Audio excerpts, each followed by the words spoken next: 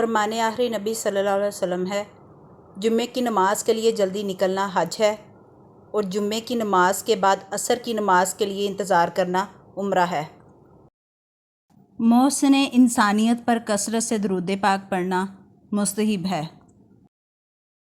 نماز کو محبت سمجھ کر ادا کرو گے تو اگلی نماز کے لیے اللہ خود بلا لے گا۔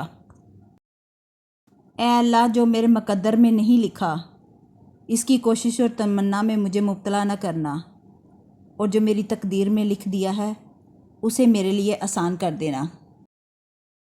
اور اے محبوب، تم اللہ پر بھروسہ رکھو اور بس اللہ کافی ہے۔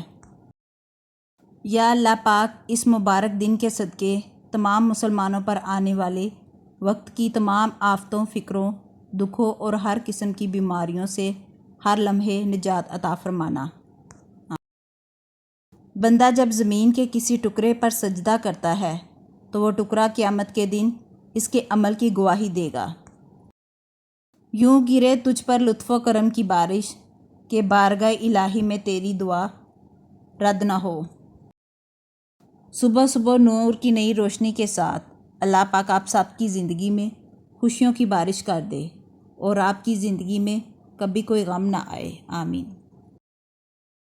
3 کام ایسے ہیں اگر لوگوں کی ان کی فضیلت معلوم ہو جائے تو وہ اس کی تلاش میں اونٹوں کی طرح دوڑ پڑیں: اذان دینا، پہلی صف حاصل کرنا اور نماز جمعہ کے لیے صبح سویرے جانا۔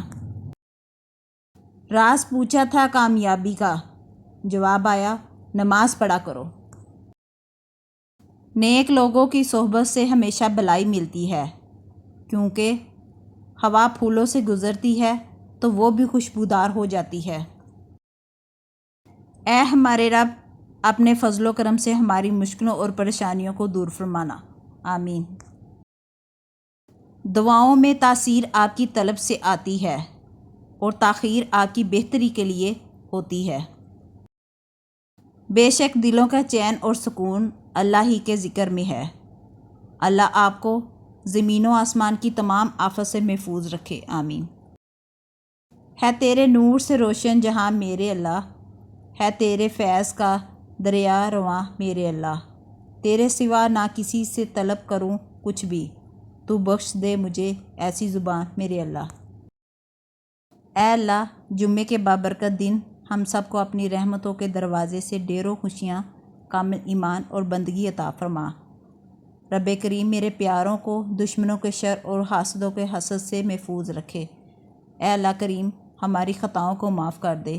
میرے مالک، بے شک تم معاف کرنے والا ہے اور توبہ کو پسند کرتا ہے، آمین ثم آمین۔